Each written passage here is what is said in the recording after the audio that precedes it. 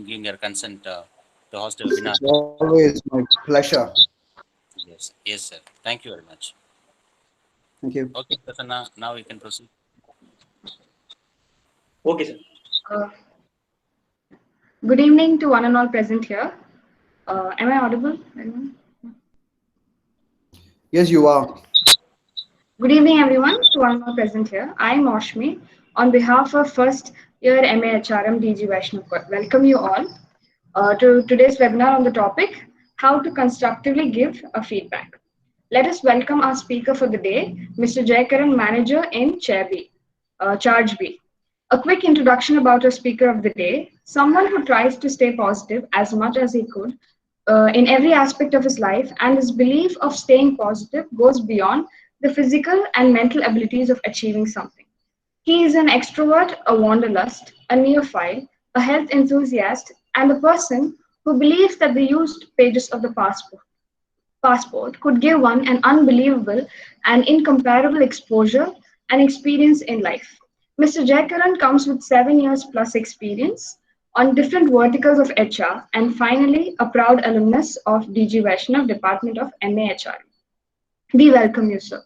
Now, I would like to introduce our head of the Department of Human Resource Management, DG Vaishnav College, Dr.N.C. Martin. He is a highly experienced academician and has about 20 years of academic and administrative experience as a professor, HOD, dean, and registrar. He did his postgraduate in labor legislations, in labor management and PhD in labor laws from Tamil Nadu Institute of Labor Studies. He started his career as a lecturer from the same institutions. He held various positions in the arts and science colleges, engineering and media college. He held academic positions in various educational institutions such as Sri Chandraprabhu Jain College as an assistant professor and HOD of MSW department, SAMS College of Engineering and Technology as a professor and HOD of MBA department. He was also the placement officer for entire division of SAMS College of Engineering and Technology. During his tenure, he successfully placed engineering and management graduates in top-notch companies of manufacturing and service sectors across the country. He continued his career in St. Joseph College of Arts and Science as a Dean of Academics and L.V. Prasad Film School, one of the best film schools in Asia, working as a registrar. He acted as a jury representing the Employers Federation of Southern India for the selection of companies for the best practices for the year 2018 to 2019. He has added a number of research papers and publications to his credit, and he is an expert in the subject of labor legislations and industrial relations. He has given centum results in various HR specialized subjects in the university examinations. We welcome you, sir. This meeting is recorded for educational purposes. In case of any doubts or questions, the participants can unmute themselves or type the questions in the chat box. Now I request Dr. N.C. Martin to speak a few words about the topic for the day.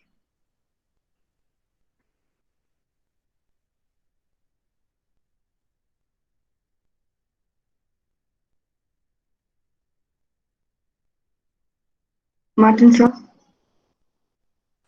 Yeah, You sorry, can. it's audible. Am I free? Yes, sir. I request you to talk about the topic for the day, sir. Few Yeah, words. yeah, yeah. Thank you for the introduction. So a very pleasant good evening to for all the participants. So first of all, I should welcome everyone on behalf of management. So our secretary Sri Ashok Kumar Mudraji and our principal Dr. Santosh Babu. So I welcome the professors, dear students, and HR fraternity. And moreover, I am very eager to invite our resource person, Mr. Jeyakaran, manager, Human Resource Operations, Chargebee. So the topic for the day, the constructive feedback.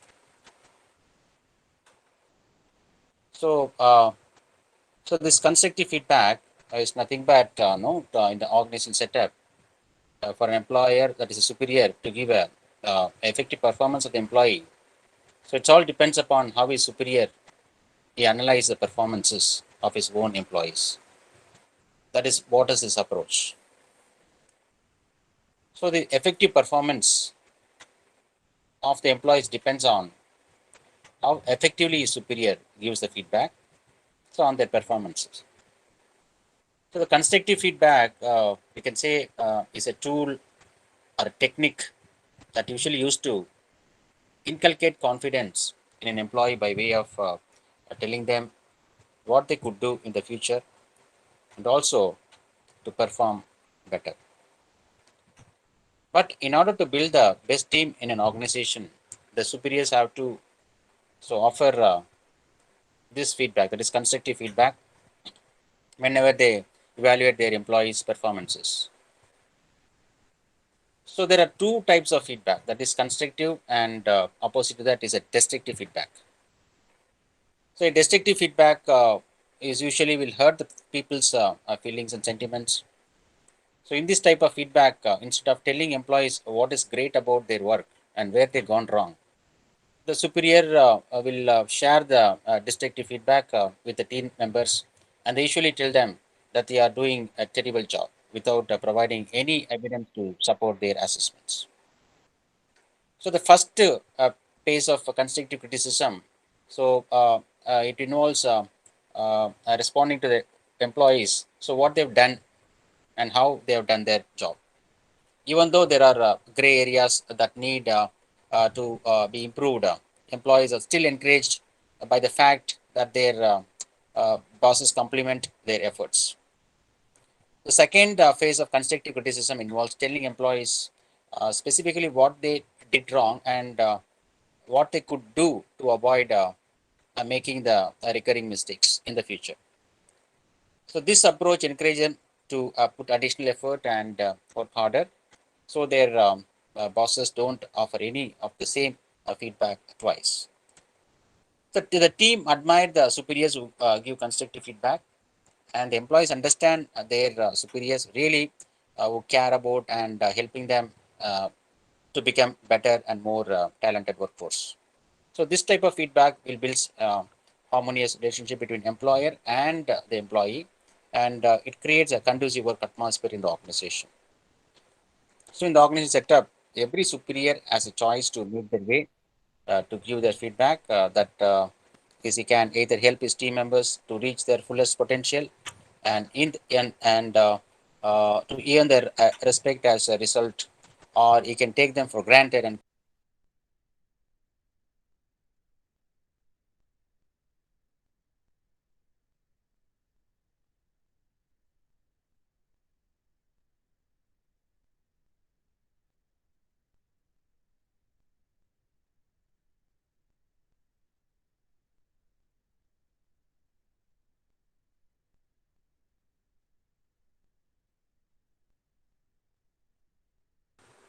yes, Maushmi? Yes, sir. Yeah, I got disconnected. Yes, sir. No problem, Yeah, sir. yeah. We can hear Okay. you, sir. Yeah, yeah. So, on the whole, we can say that it all depends upon how a feedback has been given by a superior. So, whether it is a constructive or a destructive feedbacks. So, this all depends upon and how, in terms of they assess their own employees. So, it will really, if they really give a constructive feedback, so that will be very much helpful for the individual growth as well as for the organizational growth on the whole. So, with this, I conclude and leave the session to a resource person to share his expertise and experience on this topic of a constructive feedback. Thanks and all the best. Thank you, Dr. Martin. Yeah, thank you. And good evening, guys. Um Quite happy to address you all, especially me being an alumni of DJ Vaishnav. Quite happy to interact with you all and to talk about feedback. Why do we, before that, I'll just share my screen so that I have a little presentation.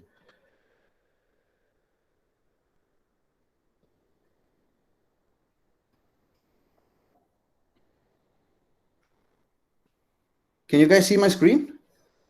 Yes, sir. Great. So, the reason why I chose the topic feedback is because I personally believe that it's one of the important elements to look at, not only in the professional life, but also in the personal life. Because feedback doesn't just relate to your organization. It's not always between the manager and the employee, or it's not just amongst the team members, but beyond that, we have a big life to live. We have a personal life, we have a social life, and the professional life. So I personally believe, and also the research has proven, that feedback is going to play a vital role when you're talking about any of these lives for that matter. And with constant feedback, you would definitely be able to improve your quality of life personally, socially, and professionally.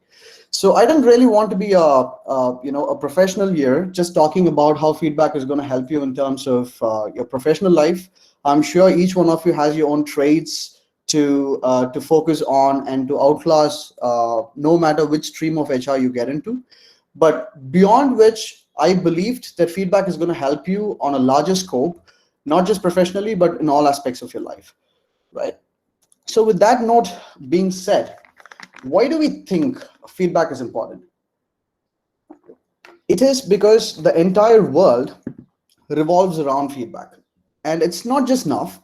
Uh, Currently in 2000 century, we have technology to mediate feedback faster, to help people give feedback about different things faster and transparently. But feedback by itself is not something new to us.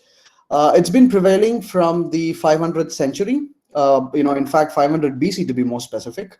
It's been something that's been handled by kingdoms to march their army while there is a battle. And it's been administratively used in a lot of kingdoms right from 500 BC. So the concept of feedback is not at all new for humans. We've been, handling feedback quite effectively, and we've been living with feedback quite effectively. But still, there are quite a few methodologies that's been, recently built, which we can possibly use to constructively use feedback system to improve things, right? And nobody would use feedback to make things worse. Feedback is always a positive word. And just to reiterate on the negative and the positive feedback, though the concept of negative feedback is about pointing out negative things in any process or any performance, feedback by itself is a word of positivity, right? Because if you look at the purpose of feedback, and if there is a question of why do we give feedback, the answer is always for improvement, right?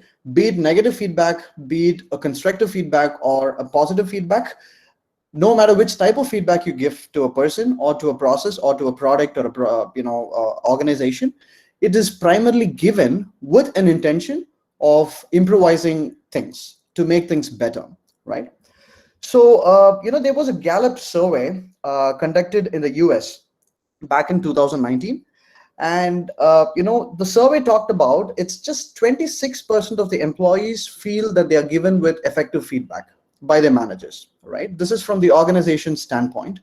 So the Gallup surveys, for those who do not know what Gallup survey is all about, it's one of the survey tools prevailing across, which is commonly used by a lot of multinational companies, a lot of corporations.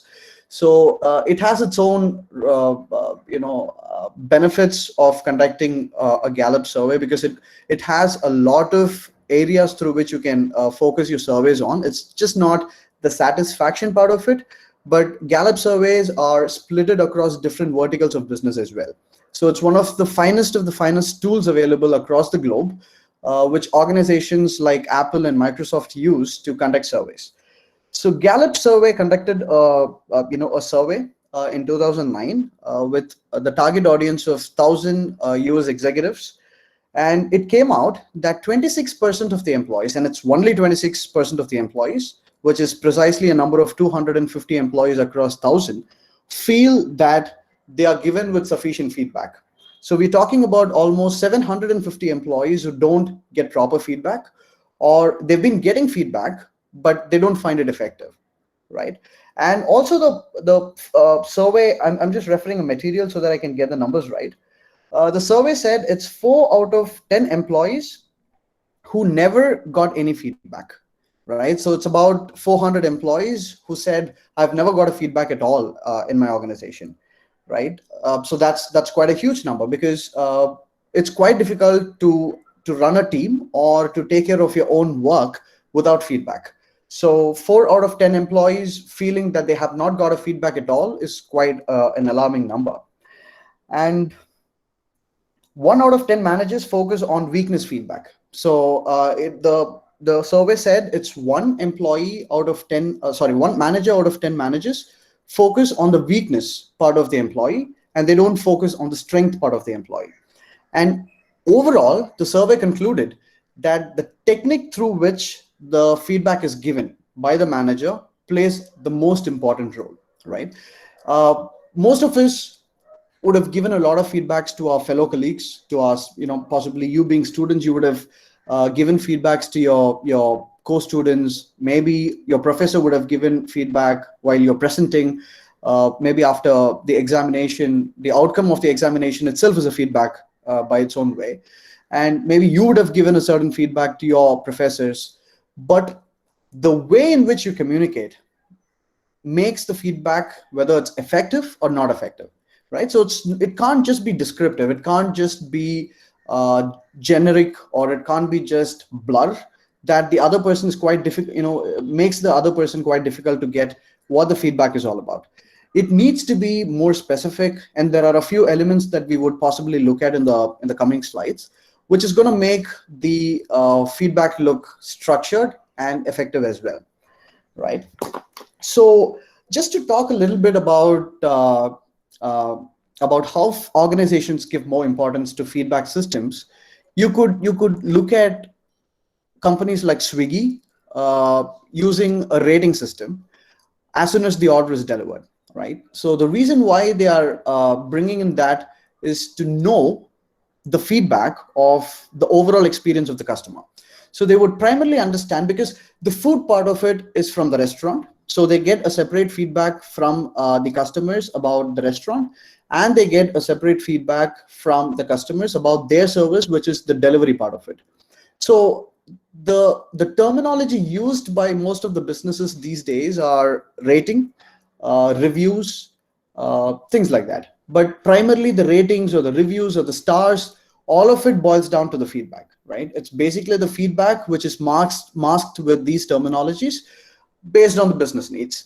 So primarily, if you look at Swiggy, they are making you choose how much stars would you possibly give out of 5 for their service and for the restaurant. And similarly, if you look at any of the e-commerce platforms like Amazon or Flipkart or any of it, they have a review system for each product, so that customers buying each product could go into the product and they could share their experience. So it's nothing but a feedback which you refer to. So technically, if you take a back seat and look at the whole thing from a third man's perspective, you would know that you've been following feedback systems without even realizing that you've been doing it. You've been giving feedbacks to businesses, products, services, processes, and you've been reading them as well. But we hardly recognize that they are the hardcore feedbacks which we are possibly giving to a process or a business or a product, which is helping others to make decisions. So these feedbacks play a vital role when it comes to making decisions, right? So with that being said, I would like to quote a couple of industry experiences as well, which I didn't refer to at this point for this webinar, but something that I'm a big fan of TEDx talks. So in one of the TEDx talks, or I don't remember, where exactly it captured, but it's an interview with Satya Nadella, who's the CEO of Microsoft, who said that the time that he spends with the product development guys is less than the time he spends with the business analyst team, because they are the ones who give the feedback about what the users feel about their products, right? So at that level, I'm talking about the world's largest companies, one of the world's largest companies, and I'm talking about the topmost position in one of the world's largest companies. And he believes that spending time more with the business analyst would give him a lot of insights to make better decisions about his own products, right? And that's the feedback which he's going to convert and give as inputs to the products team for development and for making changes in their products, right? So whatever we are using at the moment, be it a software, be it a product, it has evolved over a period of time with all these feedbacks. right? It's not like how we always say Rome Sorry was for not. the interruption. Yeah. Yeah, your slide is not changing. No, I have not changed my slide, Ed. I'm sorry. Okay. It is Yeah, in the first slide. Why is feedback important? that's right. Okay, okay. Thank you, thank you. Yeah. So I love talking, Prasanna. So I'll just talk a bit more than more than showing the slides. So yeah, coming back to where I stopped. The companies give more importance to feedback, and that's how the products are built. The softwares that we're using at the moment, they are built with constant feedback by the users, and it's not just over a specific period of time, but it's right from the inception. And if you look at it, companies like OnePlus, they have a separate community for collecting feedback from the users. And the moment they release a version of their operating system, they collect feedback from the users. And automatically, every phones would send feedback to their development teams. So that's the kind of importance that the companies are giving to collect feedback from the users. So typically, we as HRs should give more attention to feedback and more importance to feedback, more iteration to feedback, so that the team communicates well and each one of us feel engaged in the business and in the role that we are playing. So with that being said, I'm moving to the slide where we're going to talk about what are the elements that we are possibly looking at to make the feedback effective. So the first element that the research says is the feedback has to be timely. And why? Because any feedback that's given after a month is not going to be effective. Let's just assume that one of you did a fantabulous job in your organization, and no one came and told you anything about it, but you personally believe that it's something really great that no one had ever achieved in your organization. And suddenly 3 months or 4 months later, someone comes to you and tells you, hey, the job that you did was fantastic, the project that you completed was fantastic. So honestly speaking, you would still feel great about your accomplishment 3 months or 4 months back, but the joy that you're going to experience or the value that you're going to give to the feedback is not going to be as great as if the feedback was given to you instantaneously, right? So timely factor is one of the most important factors when it comes to giving feedback. And that's one of the reasons why also the organizations are now opting for performance management systems to have different cycles within the year. If you look at it, traditionally, the companies always had a performance management system once a year. And very recently, or maybe 10, 12 years back, we've been looking at a lot of cases where companies moved from a yearly appraisal to half-yearly appraisal, which means every 6 months once, your performance would be reviewed and you would be given a feedback. And they look at what your performance was or how your performance was in the last 6 months, and they would also give you feedback in case if there is anything that was not right, and they would give you feedback if something was really good, and feedback would make things even more better, right? But now the organizations are moving into quarterly feedback, so they're trying to reduce the cycle or the duration of the feedback provided. And that shows a clear sign that the feedback has to be timely, so that any corrections that as an employee you would like to make with the feedback that you're getting from your manager, that, oh, you're not in the right direction, oh, you've done a mistake in the past, so you're not supposed to do it in the next quarter.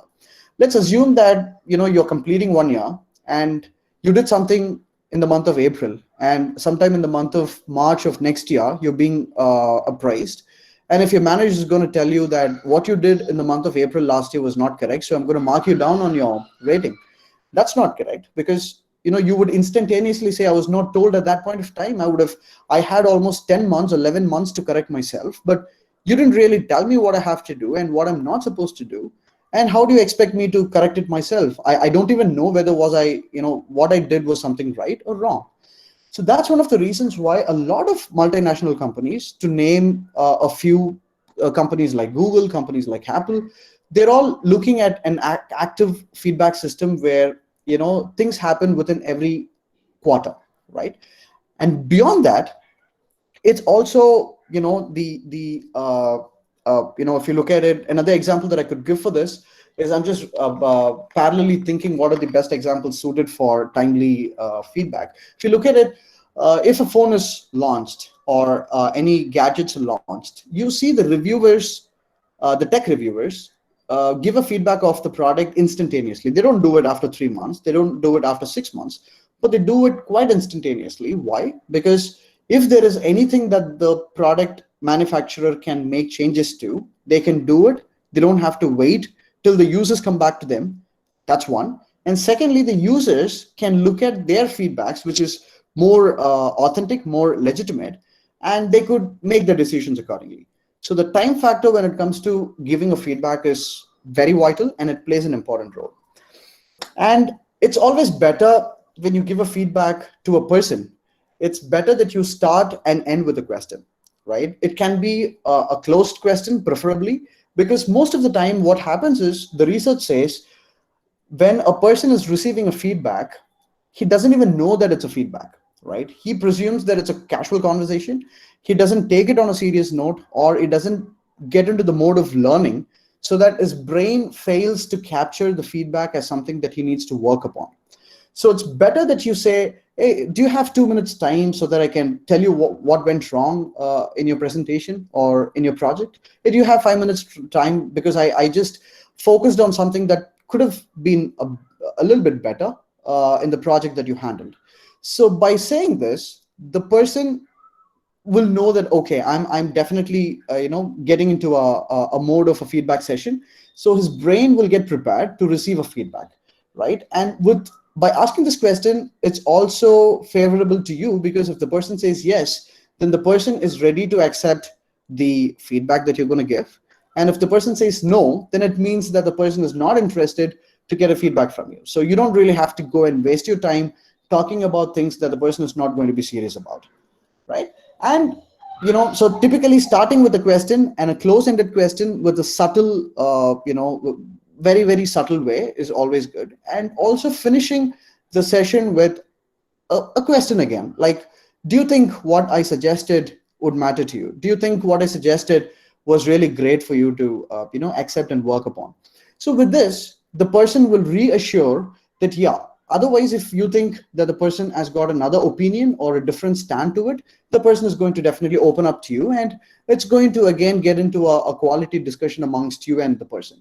So it's always better that you start and end the question, end the feedback session with a question, right? And it is always necessary that the feedback should be specific, because the problem here is if you feel that the product is not good, let's assume that the feedback here, the example that I'm talking about is a feedback on a product. So if you believe that the product is not good, then telling that the product is not good, which is a feedback, which is your feedback, by the way, you can also say what aspect of the product is not good, right? And if you could replicate this concept to the organization standpoint, than just saying that your performance is not good. Being a manager or being someone into HR, you should tell the person what exactly was not correct, what exactly was great. So just don't be generic in saying you did a great job or you were not good. Just say your communication was great, or the content that you presented was fantastic. Where did you get it from? Can I refer to that material if possible? Or you can say that you were fumbling a bit, so make sure that you rehearse a couple of times before you address the crowd the next time. Or maybe before you release something, you can say, there are a lot of errors in the document. Why can't you read it a couple of times? Why can't you run a spell check so that things become perfect? So that's the kind of specific feedback that you can give to people, which would definitely help them to focus on that specific area, than just saying that you didn't do a good job or saying that you did a great job, right? And feedback is always not personal. It should always be about the process, right? So if you're giving a feedback to an individual, it's not his personal traits that you're focusing on, but his performance on that specific day, which needs to be talked at. For example, the spell check thing that I talked about, when you release a document with a few spelling error, you can't come to a conclusion that the person is bad at spelling, but it's just that, that specific document had a lot of spelling errors. So you don't have to point out your fingers on the person and his traits and his competencies, but instead you could point out your fingers on the process, on the specific process where you have problems, right? And you should always balance the positive and the negative. So what really happens when you just say the negative part of it to someone? They become extremely defensive.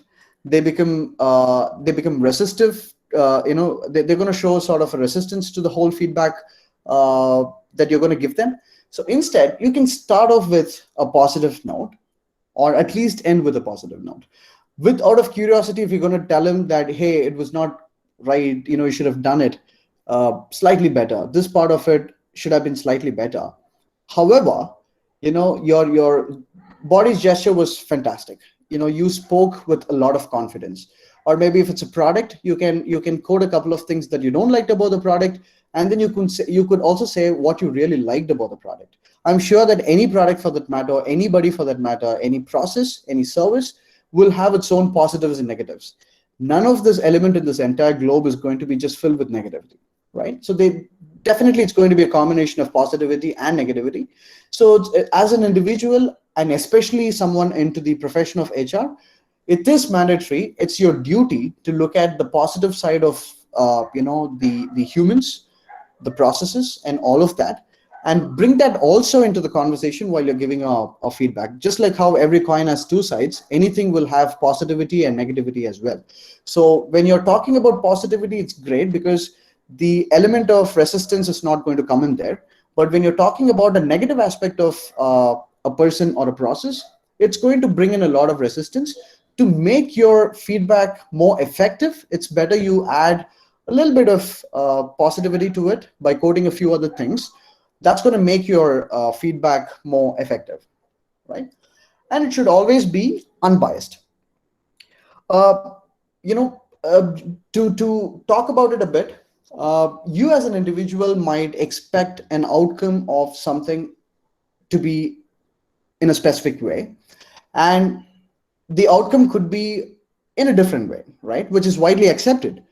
But just because you didn't like the outcome, you should not go and tell them that, hey, I didn't like it at all. Though it's going to be your personal opinion, right? It is your personal opinion, and everyone has their own voice to, rights to voice out their personal opinion. There's no doubt about it.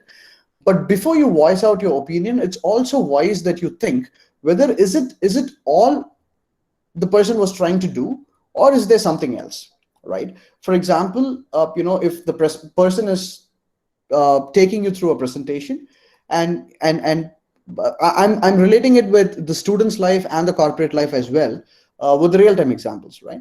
So if you're going to listen to a presentation, and if the content was so neat and so good, and if the person was little on and off the track here and there, but he tried communicating what he wanted to, and now you're a person who's specifically focusing on communication, he made a couple of errors, so it's bad. It's not the way of looking at it. The purpose here is to take the content, deliver the content to the audience. If that purpose is met, then I think that the person had fairly done a job, right? So you'll have to look at it, from a third man's perspective. And just to quote an example, now everyone knows that we have safety tests for cars, for the automobile, and we have star ratings to it. And everyone, there is a huge allegations going on that Maruti manufactures cars with bad quality, and the star rating of safety is very bad. But if the Maruti's USP is to give you a car with good comfort and mileage, that's the USP, right? And by going into the Maruti car, you're compromising on safety and you're getting something else. Now, you can't definitely go and belittle the product by saying that it doesn't have safety, because your focus was mileage, you're getting what you needed. Your focus was a stylish car with good service, so you're getting what you need. So technically speaking, what you need is not the only concern here, but you'll have to look at if the purpose is met on a global perspective. And if the purpose is met, then leave it there, because if you're going to point out errors that you feel which is not right, it's going to be too many errors in too many of us. So it's better that you look at it in an unbiased manner, so that you look at the broader angle of the whole picture, right? And the feedback should always be futuristic, because the world's not going to end today. Anything that you do, for example, if the employee didn't perform well this year, it's not wise that you're going to send the employee out of the organization. But if the employee is going to be performing bad consecutively every single year for a period of 3 years, then it means that the person is not worth it, because he's going to take advantage of the organization, thinking that he's not being punished for his bad performance, right? Getting a bad performer once a year is always right, and I hardly see any organizations taking strict actions against employees who are not performing all that great just one specific year. But at the same time, if the person is not performing well for a consecutive period of 3 years, then it's something that you have to look at. So with that, in the lines of that, if I'm going to share a feedback, or being an HR, if you're going to share a feedback to your own employees or to your own team member, you're going to tell them what went really good in what they did, or what went bad in what they did, and give them sort of a confidence that you can do it better next time, or you can do it much better next time if it's going to be a positive thing, right? So by talking about things that are futuristic, the employee will get hope, or it's just not the employee, anybody for that matter, any humans for that matter, will get hope that, oh, okay, so I still have hope to improve upon. I still have hope to improvise my mistakes, or to eliminate my mistakes and perform better. So that's the whole purpose of feedback. So that's why I started off this entire presentation by saying that the word feedback is positive by itself. And though the types of feedbacks talk about negative, constructive, positive, the word feedback by itself is always positive, right? You're giving a feedback to a set of people, or to a specific person, to a product, anything for that matter, with an intention of bringing in improvement. Okay? So finally, we are coming into a section where we're looking at three important parts of a feedback, right? Which I personally believe that it covers up all. And it's very important that you make sure, if it's going to be an official feedback, you can make sure that you have all these three elements to it. But if you're going to share a feedback to your friend, you can just follow whatever we've been talking about so far, right? And to talk about the action, it is the impact. You'll have to first look at how is it creating an impact, right? The effects, what exactly is going wrong when the person didn't perform better. Whether was it a collateral damage that he's making to the process or to his performance by not performing better, or whether is it something that's looked at as a second priority or the third priority. If it's going to be the second or the third priority, then your feedback mechanism could slightly be on a lighter side. You don't have to re-emphasize too much on improvising those factors, but you can just be on a lighter side, saying that, hey, this was slightly off the track, but just see if there is any way that you can improve upon, and you can end it there. Because if the impact is going to be collateral damage, then it's better that you take that person on a serious discussion and tell him that, hey, if you're not performing well, then it means that the organization is going to take strict actions on you. And if you're not going to perform well in the coming exams, then the companies are, the college is going to take a strict action against you. Or if you're not going to do a better presentation going forward, or if you're not going to perform well in the interview, then it means that you're going to knock the doors of a lot of companies. So, if it's going to be a very massive impact that the person is going to have because of not following certain things, it's perfect that you will have to pitch in and make sure that you make that person understand the impact, so that he will take things seriously. And action it's necessary. Again, action connects to the specific factor of the last slide, which talks about what exactly that person did better and what exactly that person didn't do well, right? And that's the action where you need to bring upon a change to the action factor, so that you could overall change your performance, overall change your process, overall change your be it a presentation, be it a process, be it anything that you do. How is that action will make you change things which could possibly end up in a better result, is what we're looking at. And desired outcome, the desired outcome is nothing but the follow-up of action. So by applying all these methods, by applying the feedback that I got, or improving certain things, or making things even better, or eliminating certain mistakes that I made, how am I going to get a feedback how am I going to get my outcome right, is one thing that you also have to look at, right? So these are the three broad aspects that you have to make sure that you have within your feedback system. And I am sure that it's not just the one who gives feedback which is important here. Also, the person who receives the feedback will play a vital role. So never be just a person who gives feedback and say always say no to feedback that you receive. Be open to feedback, and be open to say sorry if there was a mistake, and never deny a mistake that you did, because that's where your entire learning curve starts, right? And receiving feedback is always a culture, and a lot of organizations, especially a lot of startups, are bringing in that culture at this point, wherein being a bottommost employee, you can share a feedback directly to the CEO of the company, right? And the best part to look at it is the CEO doesn't get offended, because the CEO is someone who could be a founder of the organization, or could be someone who grew over a period of time within the organization, who has been hired from a different company at a very higher, from a higher position. So the CEO knows much better about the business than anybody, but still when he receives something in form of a feedback, they don't get offended, because that's the culture of the organization, which makes anybody to accept feedback from anybody. So culture is also very important when it comes to sharing and receiving feedback. So I personally suggest you that don't always be a feedback giver, but always be a feedback receiver as well, because that's when the learning curve starts, and that's when we always accept things, improvise things, eliminate our mistakes, and grow forward, right? So with this, I'm done with my talk. You can ask me anything that you need connected to the topic, or anything away out of the box. Prasanna, I believe I'm on time. Yeah, bro. Yeah, bro. Sure. We are on the time. 6:45. Yeah. Participants, please put your questions in the chat box, or you can unmute yourself and ask. So there's a question in the chat box. Shall I read? Yeah, please. There's no Um, necessity. There is no necessity that you have to ask questions. Sessions always look good without the questions as well. So if you really have questions, you can go ahead and ask questions. So this question is by Tulsi Priya. Yeah. So what are the ways we can communicate negative feedback so that the person doesn't take it on a negative way? Take it in a negative way. Yeah.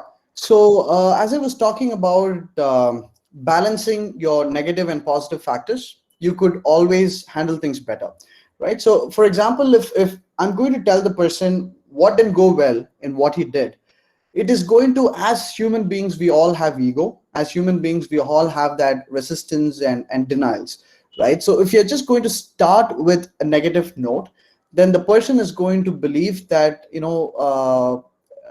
it's going to be something bad about him.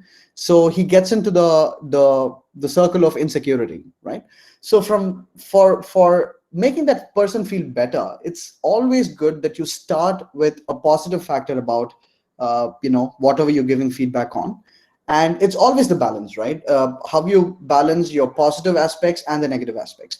So never start a feedback with a negative aspect. Always try to start a feedback with a positive aspect, and then slowly navigate that person towards the negative aspect, which you need that person to develop upon. By doing this, the person will feel good, feel wow about the positive aspects that you talked about, and make it natural. All right. Because by making it more monotonous and theoretical, you're going to mess up the whole concept of feedback. You're going to make the process look really ugly. So make it really natural. Tell them that, hey, you did a great job overall. But still, I'm sure that everyone, the team is quite happy with your performance, but still there are quite, a few things that I would like to personally see improvements upon. You're late to office every day. So possibly you could just correct it, because this is the feedback that I got from my manager. And it made me feel better. It never made me feel that I was being cornered. I was being pushed to a state where I'm being cornered. I always felt better because they start off by saying that my performance is good, but there are a few elements that they want me to correct going forward, and I never had any problems in taking them. So it's always better that you start off with a positive note, and then you end up with a negative note if you have any negative note within your comment. if it's positive, straight away go and say the feedback. There's no problem at all, because humans always feel great about receiving positive comments. But if it's negative, it's all about the balance between positive and negative aspects within the feedback.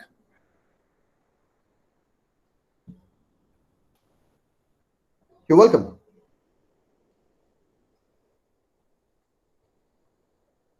So there's one more question. Yeah. Does assertiveness have a take on negative feedback? Yeah, it is, because well, is it only on the negative feedback? Yes, sir. Yeah. See, you can't definitely force someone to improve things, because that becomes little ugly from the standpoint of the one who's receiving the comment, right? So if you're going to push something, or say with a lot of conviction that, hey, you have to change this, otherwise it's going to be difficult, the person is going to go into a depressed state for sure, from the psychology perspective, because you're not making that person feel good anyway. And you're not, this concept of feedback is, as I told you, is to improvise a process, to improvise a person. But by doing this, you're going to make the person feel bad. So I think it's better you be little subtle when you start. Especially, you got to be super careful about sharing a negative feedback, because a lot of us here, what happens is, when we join an organization, we start developing rapport with people who we work with, right? And that will definitely stop you, or that will at least play a role of an obstacle, being an obstacle, when it comes to share a negative feedback, right? Because you would always think, what if that person personally believes that I'm being bad here, or I'm being rude here, or what if the relationship that I have with that person is going to get affected? This is one of the biggest reasons why a lot of teams fail, right? And that's when the favoritism come in, and that's when the team imbalance come in, and the politics come in. So for you to be a good team leader, for you to be a good leader, you have to be extremely good at communication. And when I say communication, it's not the way you talk, it's not the flow in which you talk, it's always the clarity that you have in your communication when you talk, right? So what you communicate should be precise to the point. And especially, you got to be super careful when you're dealing with negative feedback, and being subtle while you're giving negative feedback is always better. So there's one more question. In any company, feedback primarily targets on individual benefit or organization benefit. If it's for organizational growth, then is feedback used as a strategic tool? Definitely, yes. See, the organizations give a lot of importance to PMS, which is the performance management system, right? So now, in the performance management system, there is a lot of weightage given to the feedback, right? So it's not just about referring to what or how the person has performed so far, but it's also about giving feedback, so that if he has done it better, he can do it even better the next year. Or if he's already done exceptionally well, it's about him maintaining the same level going forward. Or if he's done little bad, it's the feedback that's going to help him to perform a little better going forward, right? So organization wide, the companies are giving more and more importance to the feedback system, and they are using it as a strategy, so that they can they can promote employees by for giving feedback and for receiving feedback. And that's one of the reasons why the whole concept of 360-degree appraisal came in, right? So they felt that if the manager is the only one who's going to show you the importance of feedback, and is going to give you feedback, then it can be biased. They can always, there is an element of favoritism that's going to play a role there. But in 360-degree feedback, you're going to get the feedback from your co-colleagues, your peer group, your manager, a different stakeholder altogether, from someone from a different function, someone who's reporting to you. So this is going to give that person the feedback of different people with their experience with that person. So that's one of the reasons why a lot of companies now switch from the traditional feedback system, which is a part of the PMS. And even with PMS, the weightage given to the feedback system is quite immense, quite huge. But there are a lot of companies which move from PMS, which is traditional, to the 360-degree feedback method, because they find it more effective, and they find it more detailed in terms of knowing about a person. So company does use feedback mechanism as a strategy to improve the overall performance of the organization.